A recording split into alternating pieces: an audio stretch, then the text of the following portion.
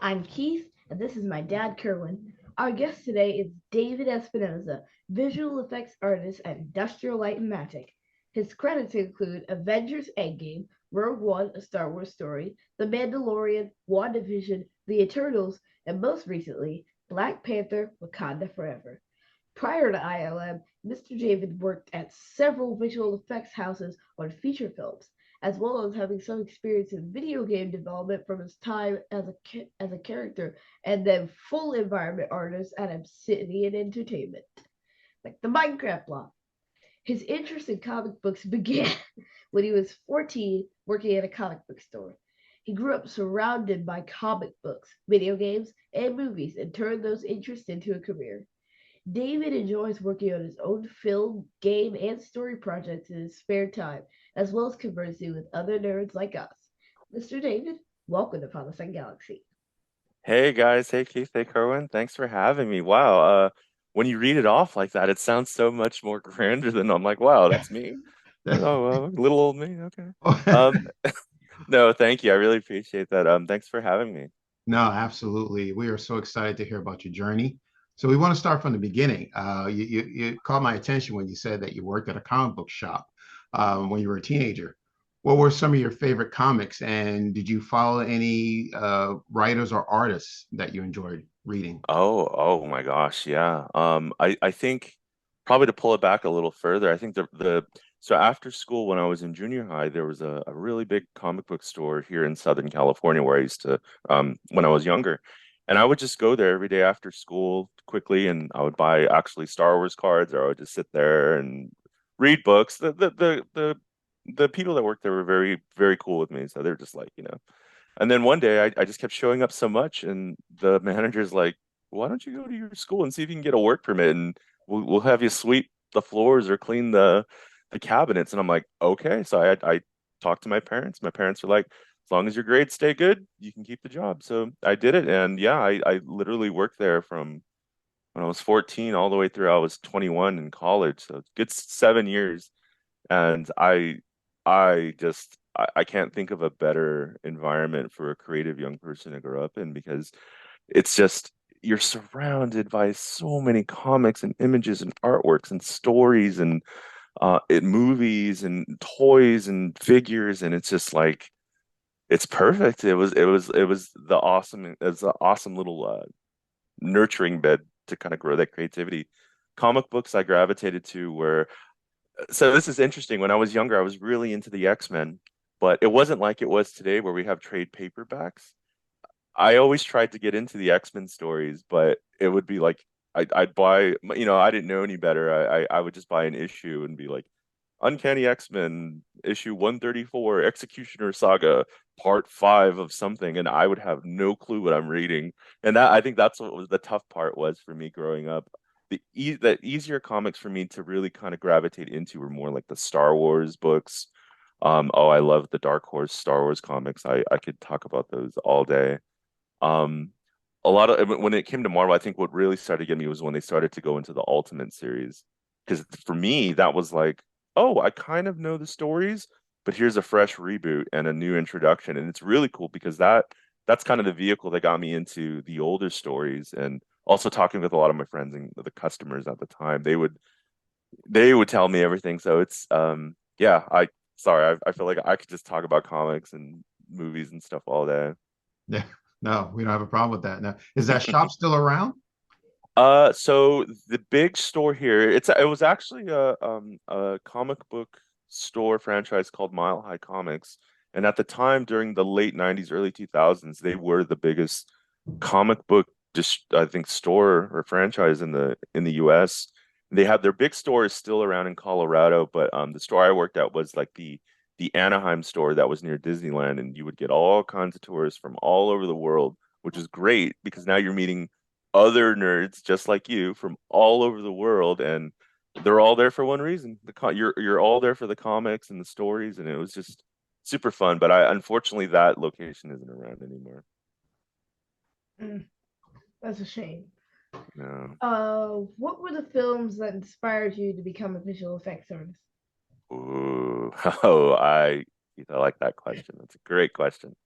Um, my first impulse is to say, and I honestly, one of my first memories that I have is watching The Empire Strikes Back. I think my dad had rented it on VHS. I was small. I was probably 4 years old, maybe, and I just remember him yelling, "Hey, David, come here, come here! You have to come see this!" And as a little kid, I don't know what's going on. I run into the living room, and it was just as the Millennium Falcon is flying in the asteroid field, and the TIE fighters are getting smashed, and I'm like, I'm a little kid. I still wasn't really clear what was fantasy and what was real. I was like, oh my gosh, so this is real. Like, I'm not going to drive a car when I grow up. I'm going to drive the Millennium Falcon. Like, that is awesome. Star Wars, and yeah, and just my father is a big this so lucky you like Keith, I'm sure Kerwin, you do the same. Like my dad is a huge entertainment buff, and he introduced me to so many movies at such a young age and encouraged it. One of the big ones for me besides Star Wars was the movie Aliens by James Cameron. I was blown away as a kid watching that movie. This is also back in the day when not every movie was guaranteed to have a sequel. And when you found out a movie was having a sequel, kind of was a big deal. You're like, wow, like a part two of this movie that I like. And I when Aliens came, I was so hyped up over it. I believe for my science project in the fifth grade, I actually wrote my own little bootleg version of Aliens as a movie script. And the teacher she brought her camcorder in and allowed me to basically make a play based off the movie Aliens for my classmates, where I made the costumes out of paper.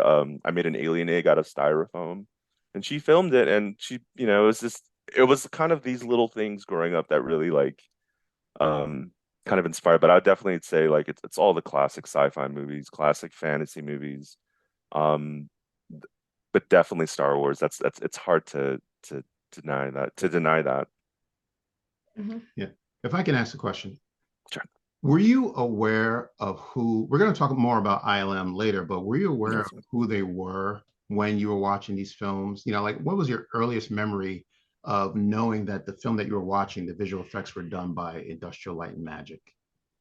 So the earliest memory that I even became aware of was when I was a kid. There was a video store that we would go to when those were still a thing, and there was a VHS tape that was there, the making of Return of the Jedi. And I remember the making of like making that connection, like, oh, you have to make a movie like anything else. And so I begged my dad after, like, oh, can I please Friday on the weekend, can I rent it? Rented it, went home, and I think eventually I talked my dad into talking to the video store to see if we could buy it. And I think because I'd rented it so much, they ended up like $5 or something. But yeah, seeing the matte paintings and seeing the constructions of the vehicles and it just all everything that went into it. In fact, I have a very, very, very to this day a very strong affinity with actually doing model kits, like traditional paint model kits.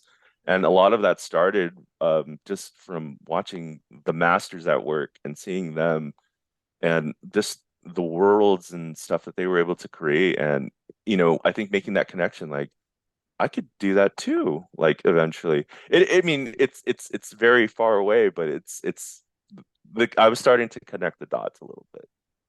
Yeah. Yeah. When I grew up watching these films, I'm old enough to see all three films in the movie theater. Yeah. Um, Mhm. pretty much during their first run. Yeah. But after that, beyond Star Trek, beyond Star Wars, you also had Star Trek, Yeah. right? Star Trek II: The Wrath of Khan was a big Oh, film back yeah. then. That came out in '82, and then you had ET in '83, and then you know there were more films after that. It was Back to the Future. Didn't ET Oh, yeah. 1982? Yes, right. They both That's came right. out the same year. So Star Oh, Trek II and in '82, ET in '82, then in Star Trek 3 in '84, and then Back to the Future. So what I found, what I was doing is when I see a film that I know had visual effects and I enjoy the visual effects, what I would do is wait until the end credits to see the name. Uh, produced that industrial light and magic. So it was like I made it a point, whenever I was watching a film and I'm Yeah. not sure who was responsible for the visual effects, to just wait for the end credits to the movie theater to see the name Industrial Light and Magic. It was just such a big thing to me because nobody else was doing that kind of visual effects back in the day like they were. No way. No way. Yeah, I agree 100%. And I just remember so many happy memories growing up in the movie theater. And you're right, when those credits would come up, you're just so, I mean, I still remember being a kid and still trying to, what did I think I just saw a dinosaur on the big screen. Nobody had seen anything like Jurassic Park when it first came out. Like people were literally gasping in their seats because I always thought it was a beautiful thing in that movie when you see Dr. Grant take off his glasses for the first time and he's stunned. And then you don't know what he's looking at that first time. And then the camera reviews the brachiosaur, and you literally, as the audience, are having the same exact reaction that Dr. Grant is having. And you can't recreate moments like that. And it's just they're so special to me. And more often than not, it was always Industrial Light and Magic that were doing those effects. Exactly, exactly. It was groundbreaking. And the 90s, it just took it a step forward, with Terminator 2 and Oh, Jurassic Park, like you said. I mean, we could just sit here and name all these films. all, yeah, Just totally. it stays with you, even if you've Yes. just seen it once, you just remember the advancement in the technology, and it was incredible to watch. Yeah, and you're right Yeah. that Jurassic Park was ILM at its peak, so that was just something that we've never seen before. But it's a wonderful experience to go to Yeah. movies now, even now, Even now, yeah. because they're busier than ever. Just know that, okay, Yeah. well, I'll wait for the credits just so I can see the name Industrial Light and Magic. Mm. It's amazing. I love it. It's awesome too, just to kind of, I don't know, just I could talk about it all day. Yeah. Well, that's why we're here. Right on. No, that's fine. Right on. Yeah. So you actually graduated from the Art Institute of Orange County. I What was your did. first job after graduation? So my first job after graduation, I actually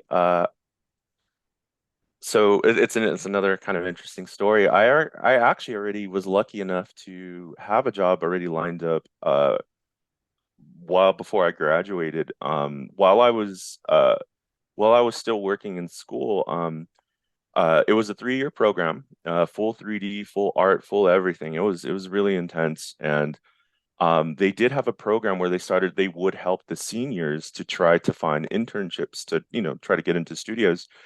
And I remember being first year asking like, "Hey, I want to, can I get started with that?" And at the time, and I understand as well, that, it's something they want to focus with the seniors for the students who are getting ready to graduate. But when I get to that time, they would help me. So I kind of was like, oh, okay, guess I got to do it on my own. So I went on my own, and I was looking at studios, and I was just sending out demo reels, and I was just sending out my work, putting myself out there. And I must have did it to over 30 studios, and nobody got back to me, not a single one. And I just kind of wrote it off like, okay, I got to put in some more work and kind of, really refine myself a little more maybe. So some time went on, another year, and then out of nowhere, I got an email from Obsidian Entertainment. At the time, they were a new game studio in Southern California that had been founded by the original creators and developers of Fallout, which at the time I didn't know anything about Fallout. I knew it was a PC game, but I didn't know anything about it. So I went there, and they interviewed me. They were really cool people, but the game they were working on at the time was Knights of the Old Republic 2, Star Wars. And I was, what, what are you guys working on? Like, yeah, we're working on Star Wars. I'm like, oh my gosh, like I was very young at the time, so I was super. I mean, it's just like a lightning bolt that zapped me in the head. So I was able to actually, I was able to get an internship working for them, but at the same time, I was still in school, but I was also still working at the comic book store at the time. So it started to come to a point where, I needed to figure out like, hey, you're going to school for this. This is what you really want to do. You're going to have to just go all in. So I had to, unfortunately, it was very, very, very hard to leave the comic book store. But I joined up with Obsidian Entertainment as a junior artist and on Knights of the Old Republic 2, which is great because I had just finished playing Knights of the Old Republic, the first one, because the game had just come out back then. And it was great. It's like, oh, model ancient astromech droids and paint aliens and maps and planets, and it was great. So, did you apply for a position to work at ILM, or did they come to you and say, "Hey, we want you to work for us. You do some good work"? Interesting question. A little bit of both.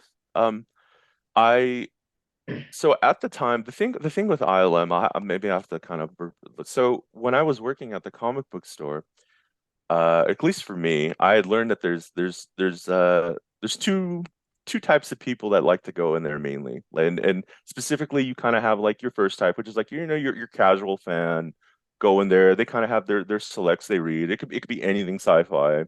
That's cool, and that's I mean that's kind of what I see myself as. And then there's the other type where the different people from different everywhere they just have really cool jobs, and they would just we had one customer that would come in every week and spend he would get a big box of a big long white box of comics, and he would get like five of each, and we had to ask him like, are you selling this? Do you have a store?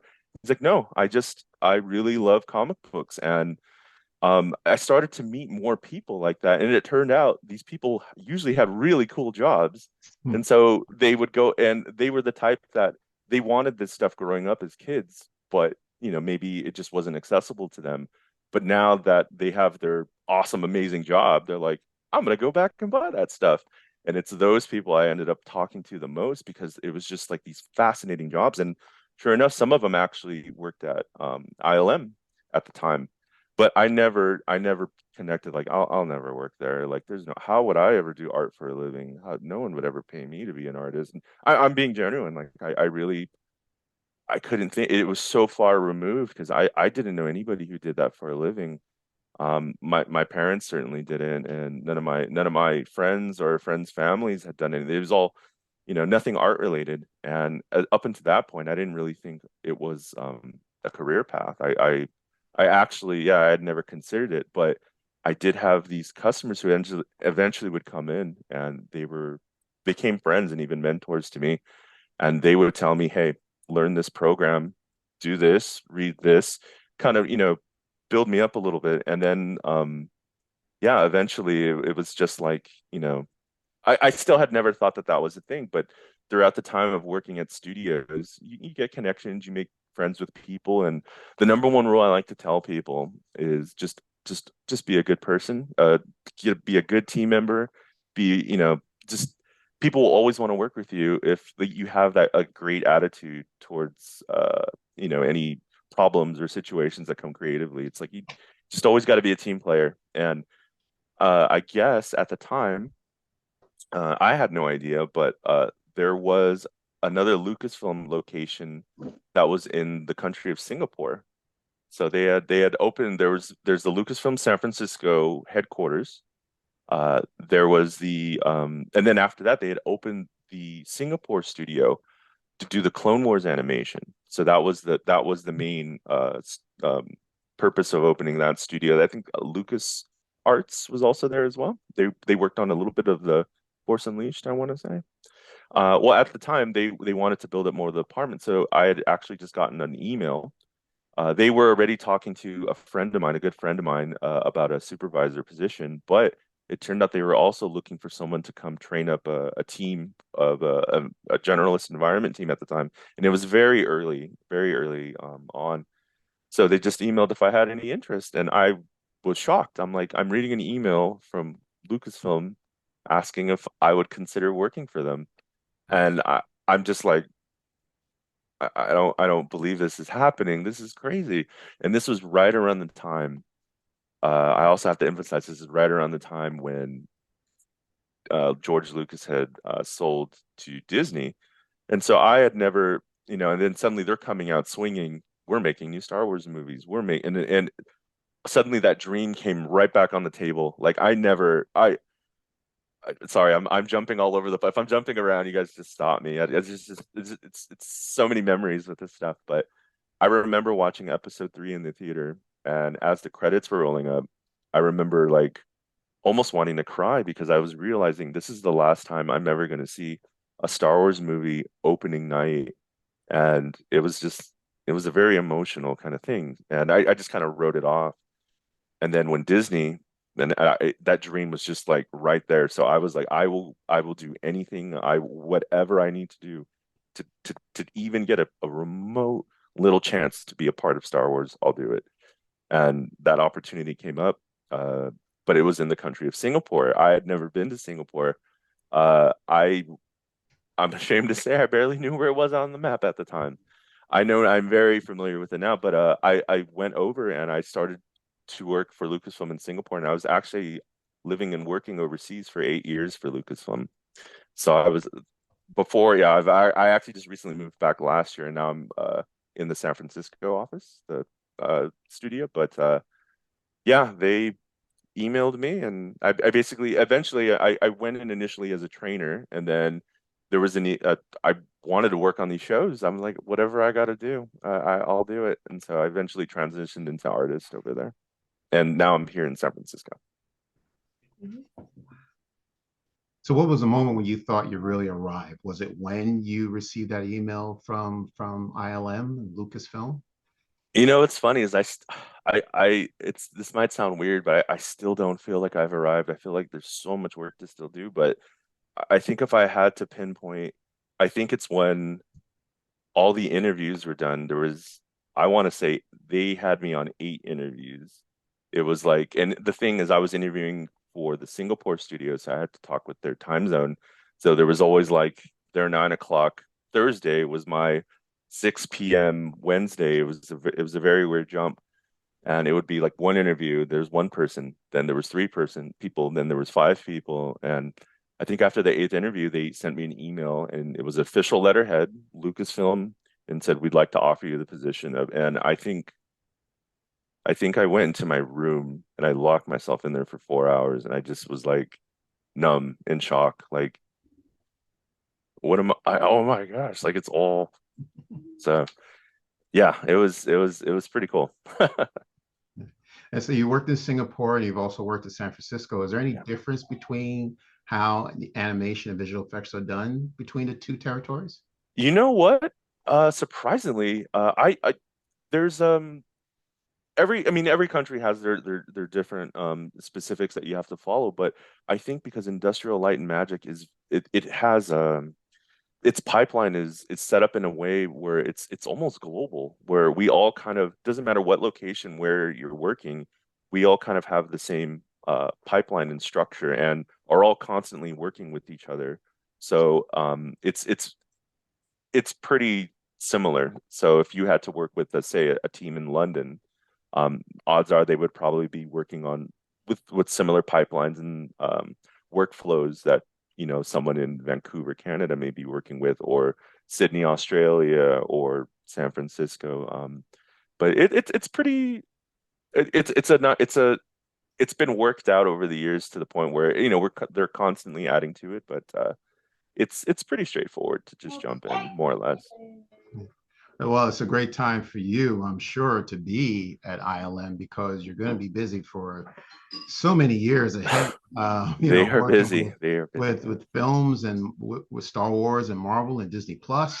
Um, do you get to choose what projects you work on, or are they assigned to you?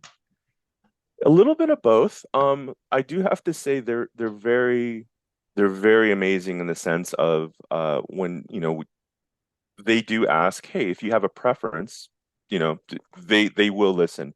But a lot of it will come down to hey, you're really good at simming smoke and blowing things up. We really need you to work on this show over here, So it all depends on the casting and the crewing. But they do allow you to kind of voice your opinion in the sense of, hey, I want to work on a Transformers movie or something, and they do pay attention to that. Do you usually work on, is it one project at a time, or have you been given multiple projects to work on at the same time? The majority, I believe, they tried, at least from my experience, I've been kind of isolated to a single show at a time. There's been some times where I've had to kind of double dip, and that's mainly just been for crewing reasons or hey, can you get something started real quick so you can hand it to this team, get them started, but I'm still working on other stuff as well. It's pretty common to wear multiple hats at multiple times, but for the most part, luckily, knock on wood, just one project at a time. All right. Well, we were looking at your resume and we saw that there were quite a few films that you have worked on. So what we wanted to do was just throw out names of some of the TV Sure. shows and The films. rapid fire, the lightning Well, round. it doesn't have to be rapid. All right. No, we don't want to rush. And the next contestant on The Price is Right. Yes. Oh. Yeah. Yeah. So if you can, Mm. when we give you a name of a project, you can just let us know how you contributed to the project. Sure Avengers thing. Endgame. Avengers Endgame. All right. So, that one I was tasked with recreating the destroyed New York environment from the first film. I'm sure you guys remember that there's a lot of time traveling in that film. So there was specifically the sequence where they went back to New York to get one of the Infinity Stones, and it's interesting because it they in the first movie you see a lot of there's that big famous shot where they're on the overpass and it's swooping around and they're all standing up triumphantly with their shields and stuff. So one of the shots I had was, yeah, we want that shot, but we want it in a different angle because time traveling Captain America is actually in the alley over there and we have to show that. So it was so weird to try to like pick up a scene from a movie that was created, because at this point, I mean, I think the first Avengers was more than 6 years old, probably. Mhm. So we had to go get your mindset back into a movie from 6 years ago, dig through and figure, which pieces you need, and then figure out what new pieces you need. So for this one, it was a lot of stuff with like, I think one of the awesome things in that movie was that in the original Avengers, from what I remember, there's a scene where Hulk smashing and doing his thing, but you kind of don't follow him around. And in Endgame, we do see what he was doing that time. And I was in charge of doing like basic rebuilding the street, smashing taxis, breaking glass, smashing overpasses, basically destroying New York. I it's that poor city gets destroyed so many times in so many movies. Yeah, the other Avengers are just like pew pew pew pew pew. Yeah, Like, it's like stay out of there. But that's what I contributed for Avengers Endgame. All right. Solo. Solo, okay, that was a fun one. So if you remember in that movie, after Han Solo gets kicked out of well, I think it's actually a deleted scene. He gets kicked out of the academy, so they kind of punish him and make him a ground trooper, and he's on the Mimbian battle where Yeah, they're I dropping in saw the big that. walkers and guys are just getting exploded. And my team and I, or the team that I was a part with, we worked on that sequence, which was amazing because it's like it goes by so quick and there's so much happening. But there was a team that was specifically coordinating the laser shots. There was a team coordinating the walkers dropping. We were adding in the destruction of the battle. I think there was also a shot, if you remember, there was they hijacked the Walker hauler, the AT hauler, and I think there's a sequence where it crashes on the I forget the name of the snow planet, but they were very specific, the supervisor, of how it crashed and how the wreckage was going to be and how the engine needed to like have oil spilling off the edges. And so I got to break off and kind of focus on those shots specifically. Mhm. The Mandalorian Chapter 9, The Marshal. That's a good episode. That was a fun one. So I was in charge mainly of that one of recreating all of Mos Pelgo. So Mos Pelgo, if you remember, is the scene where you find the marshal that's having the problem with a certain dragon. Yes. And Great. so Yes. they built a set. They did build a set in Los Angeles, but it's very small and it needs to look like it's on Tatooine. So I was in charge of taking all the on-set data, getting it scanned in, fleshing it out, and just making that feel like a believable city. And it was awesome because I got to design little buildings in the distance, and like there was a bantha, the big furry things at the big furry creatures. They had a pet bantha. I think they called him Jeff.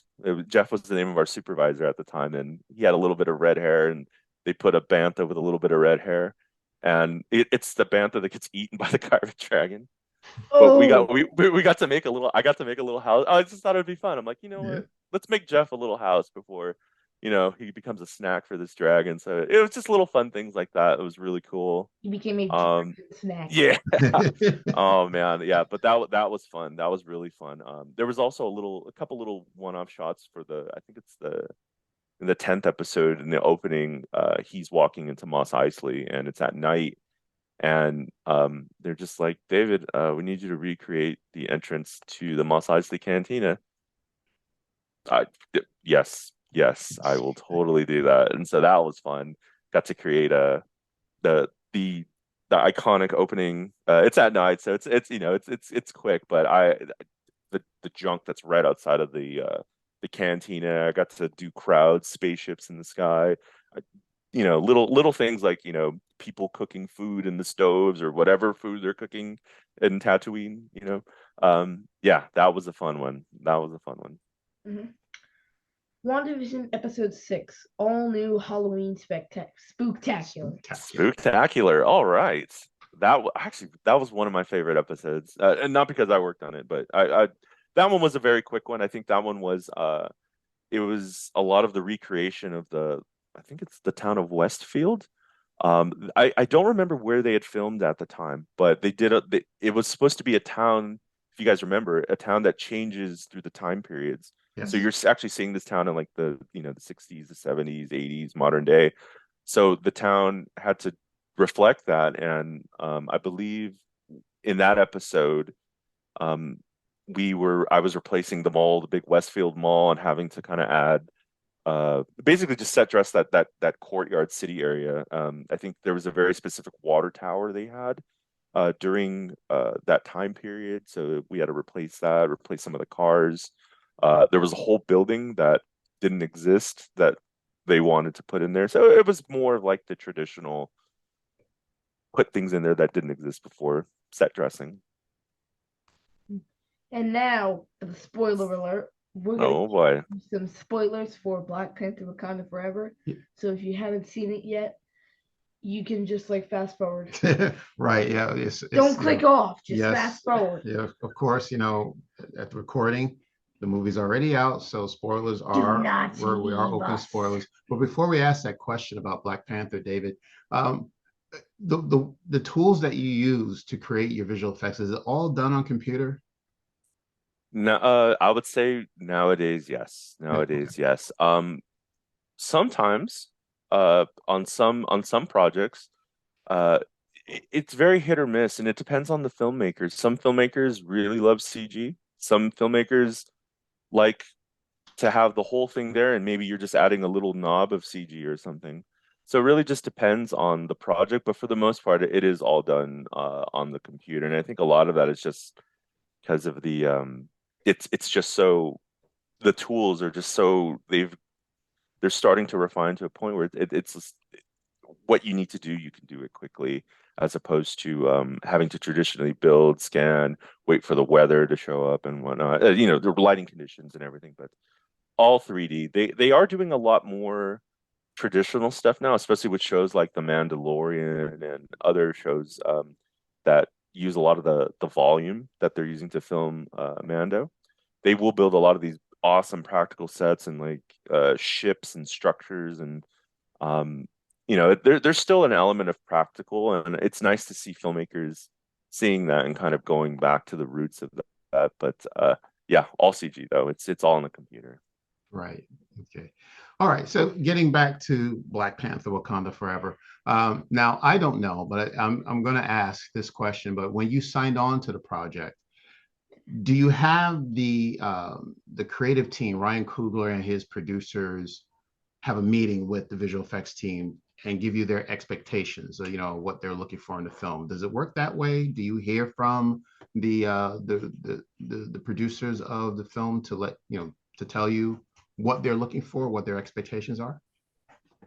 Yeah, actually they're very, especially Marvel, they're very they know what they want. They have a vision. That's the one thing I do respect about Marvel is that I mean I respect them, but uh they and when it comes to working for them as our client, um they know what they want. They Marvel has a history and a pedigree of stories that I mean, I can only say maybe DC rivals, but you know, it's just it's they definitely know what they want, and what would usually happen is just because it's like a small army that to make a movie, and you obviously can't have everyone there all the time. So what they'll usually do is they'll keep it to the core leadership of the team, so like our supervisors, art directors, maybe lead producers, you know, people that basically that will distill it to everybody else. Um, but they'll sit and talk and they will hash it out. One of the cool things actually is before we even got started on this, they have a Wakanda, we called it the Wakanda Bible. And what it was a PDF document that I forget Hannah, I believe is the I forget her name. Production She designer, was yes, she was Beckler, Hannah very Beckler. Yes. yes. I never got to personally talk or meet with her, but I know she has a very big handprint on just a lot of the creative say of Wakanda as a whole, which is great. So I believe her team, and it might have been from the first movie, to be honest, because I did wasn't a part of the first movie. But coming to the second movie, they already had a Wakanda Bible set up, and it's literally everything you could possibly think of the history of Wakanda. They've written it out to the ancient history, the founding of vibranium, the different tribes of Wakanda, and the animals that each tribe kind of symbolizes under. And the reason why I bring this up is because all of this goes into the architecture, goes into the clothing, goes into the technology, and they're very, very strict. You can't just put a building in there. It has to be something that feels and goes along with the artistic direction and the style of that Wakanda Bible. And if it doesn't fit, it doesn't go in. And that's an interesting thing. It's the first Marvel show I've ever worked on where they knew it. It's like, hey, this is it. And if there was ever a question, like we were trying to design something and you know, I kid you not, certain questions would happen where, oh, what region of the city is this? Oh, well, this traditionally back in Wakanda history was, you know, they there was the water buffalo was very important. So like we should have something that kind of maybe curvature of the horns or just you know that's just one random example, but it was cool. It was very very um specific. So yeah, I would say in that sense I felt their presence because they may not have been in the room with me, but I had a document and we all did, and that was kind of like our go-to steady guide for hey, this is what we need to follow. All right. What effects in particular did you work on for Wakanda Forever? Okay, so I was mainly tasked with the Wakanda uh flooding scenes. So there's the sequence in the movie where Namor and his posse come in there. Spoilers? Am I Mm-hmm. allowed to? Oh, okay, okay. Absolutely. I'll keep it specific just on the stuff that I worked on, so not to. Well, that was But in the trailer, so there you go. Yeah. That's right. not spoilers if it's in the trailer. That is very true. Actually, that's a very good point. Um, a lot of times, if it's in the trailer, you can talk about it. So Yes. that's a very good point. Safe to Um, yes. Yeah, Wakanda was flooding, and essentially, they wanted it to take place in a section from the first movie that I think was like a very it was a section called the Step Town, and it's called Step Town because it's a section of Wakanda where it was actually built off an area that was part of this terraced land. Not quite like rice paddies, but the land was terraced because there's a lot of cliffs there. So they call this area Step Town. But because of the structure of it, that also means if Namor can flood it. And so we were tasked with building and designing the cities, the channels. When we worked very closely with the effects team as well to kind of, you know, they had very specific like we want this street flooded, but not this street flooded. We'd like this, you know, and they're also being cognizant every time of the framing of hey, the camera this shot is about the vertibird or the sunbird vehicles or something. Let's frame it like here. We don't need to focus on here. But I was with that team just destroying Wakanda. I hate to say it, but that's what we had to do. Yeah, was the water coming from a water tank or was that digital? A little bit of both. There was Wow. some close up. There Okay. were some close up ones with some sequences where they actually did film on set with a big water tank and they were flooding the Wakanda buses and people are in there. But a lot of that stuff is all CG water made by Wow. incredibly smart wizards at Industrial Light and Magic. Yeah. That is incredible. I could Yeah. not, it looked to me all real.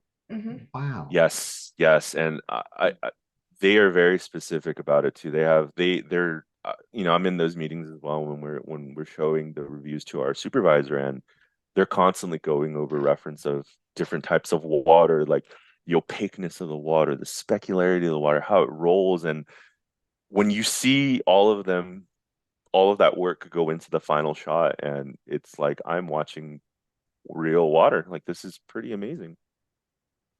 So incredible. Yeah, Yeah.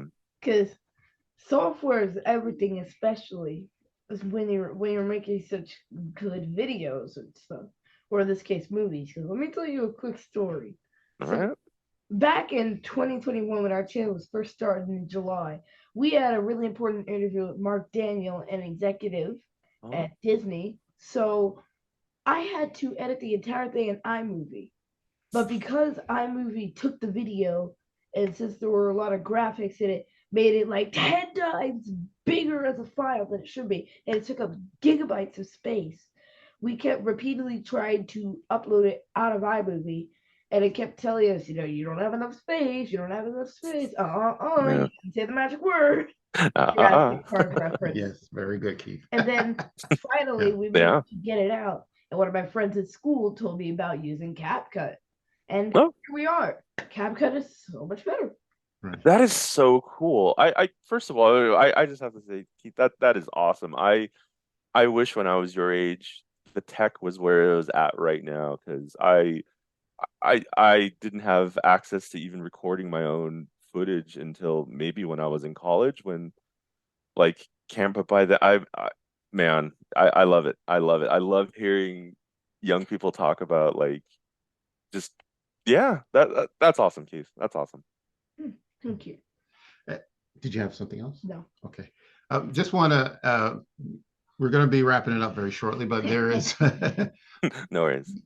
you shared a photo with us with you standing next to a gentleman named George Lucas. So I'm just curious, Of course, what was, everyone knows who George Lucas is. I think so, maybe at this point. Yeah, right. Yeah, I If the mean, if you Yeah. don't listening, know who George Lucas is, uh, please watch Star Wars. yeah, Please fix that. yes. There you go.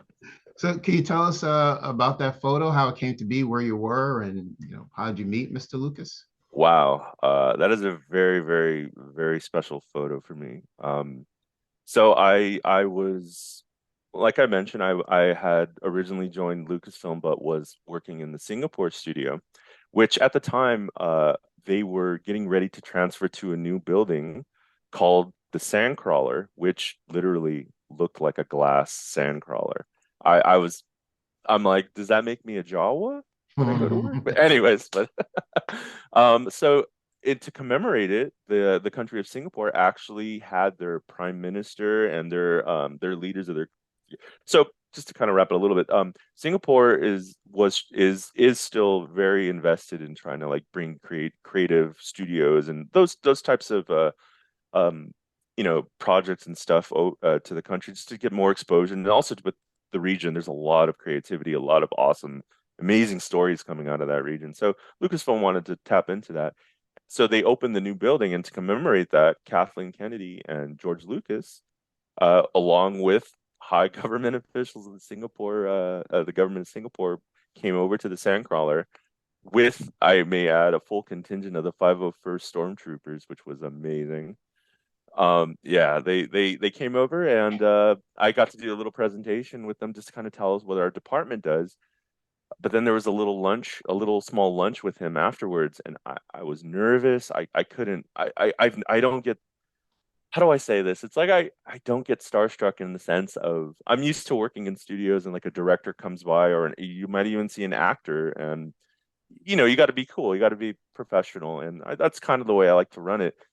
I saw George Lucas and I was like shaking. I literally was shaking because I'm standing in the room. I've never been in a room with someone who has been so influential in my life in terms of just starting a spark of creativity and just creating what he's done. Like, there's not many people alive that can say they've done what he's done, and in terms of contributing to pop culture and science fiction and just great storytelling.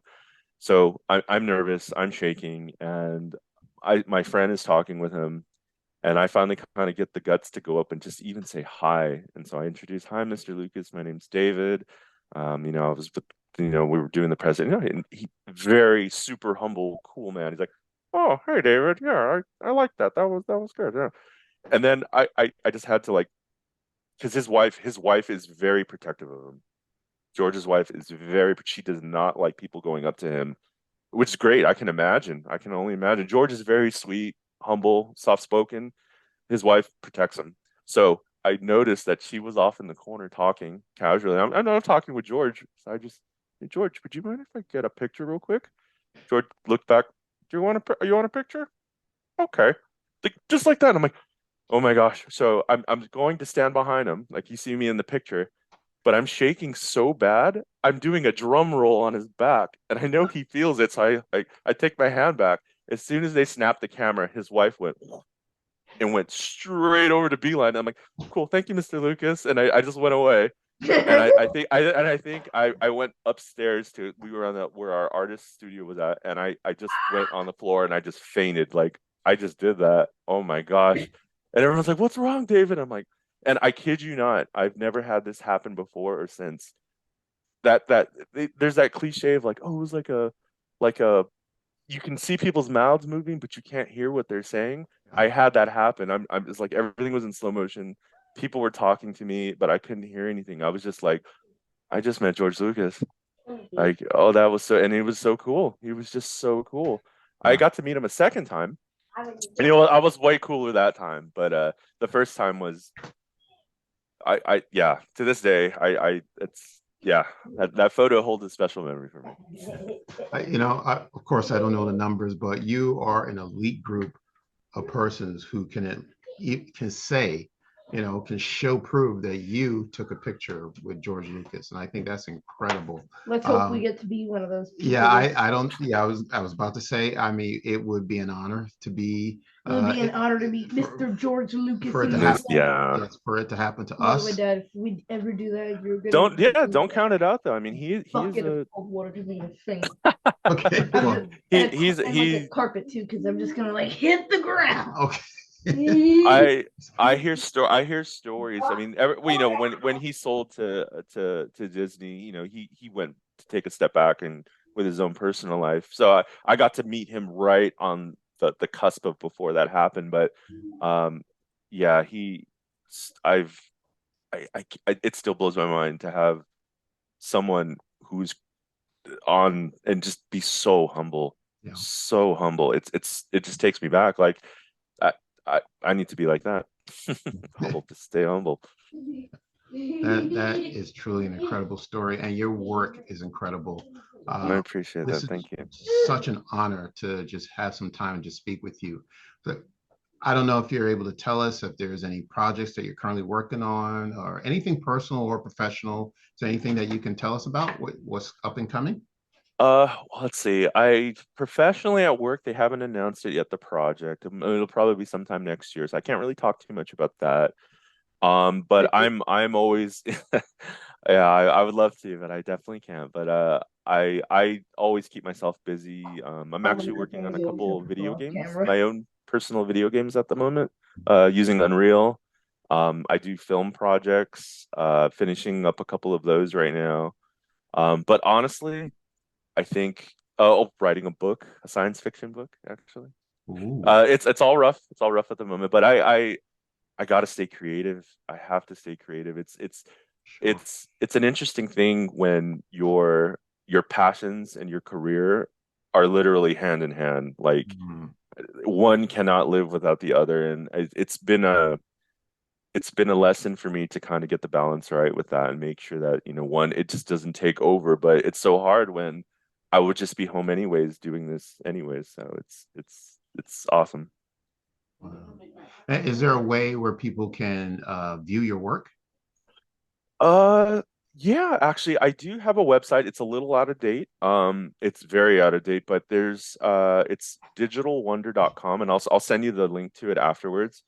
But for the most part, I kind of haven't put most of my it's in various forms and stages, but digitalwonder.com is my personal website that, oh my God, I think it just turned 20 years old this year. I've had it since I was, yeah, I mean, to date me, I've had it since I was in college, and Yeah. kind of I owe it to myself to keep it up a little better. I don't really have too much social media, but that would probably be the best. Or to be honest, if anyone ever has any questions or just wants to get, just talk about nerdy stuff, I'm on LinkedIn as well. That's probably the best way. I highly encourage anyone who really wants to make those connections and start to talk. LinkedIn is probably one of the best sites where you can really connect with people. But I'm you can find me on there, and I'm more than happy to talk always. I just don't send me ideas for Star Wars movies. Yeah. Every once in a while, I'll get that random email from someone. Hey, I have an idea for a Star Wars movie. Can you read it? And not allowed. I'm not allowed to do it. I'm not even in charge of that stuff. So yeah, don't. Yeah, save it for George Lucas when you meet him. Understood. And now that you mention about people reaching out to you, what ways are you inspiring future visual effects artists? Uh, let's see. In terms of what ways of inspired to like. Yeah, have you thought about how you would give back Oh, those who oh, are up and coming? totally, totally. Yeah. I've always made it a point to kind of always answer questions as best that I can. In terms of, I remember when I was first starting off, I didn't really have a lot of people to really talk to or really get any guide. I mean, it wasn't as big of a thing. There wasn't like all the schools, there wasn't all like the exposure. Heck, there wasn't even YouTube. There wasn't anything. It was just like you kind of had to find it out on your own. I did luck out by working at the comic book store, and I was just in an environment where people like that just gravitated. So I got exposed to that. But I always want to hopefully try to be that person that I wish I had when I was first starting off, in terms of like, hey, maybe, when you're starting off, you want to, maybe polish this up, or hey, focus on this, or oh no, this is how we do it, or just having that person to talk to kind of get the real insight, as opposed to like me and my friends just blind leading the blind trying to figure it out. But I always try to help in terms of questions or any guidance. I mean, I'm still a perpetual learner as well, so I'm always constantly learning, and I like to share that with people. And projects, I collaborate on a lot of projects with actually a lot of junior people coming up as well. Just to kind of anything, it's just awesome. I feed off of creative people. When they're creative, I get creative, and it becomes like this cyclical thing. And I just love getting in that groove with people. Wonderful. Thank you, David, so much for being on our podcast. Oh, David, my pleasure. thank you. David Espinoza, visual effects artist at Industrial Light and Magic. Please, look up David and find out more about him and reach out to him. But thank you again, once again, David, and thank you everyone for tuning in to this episode. Until next time, take care, and we will see you again.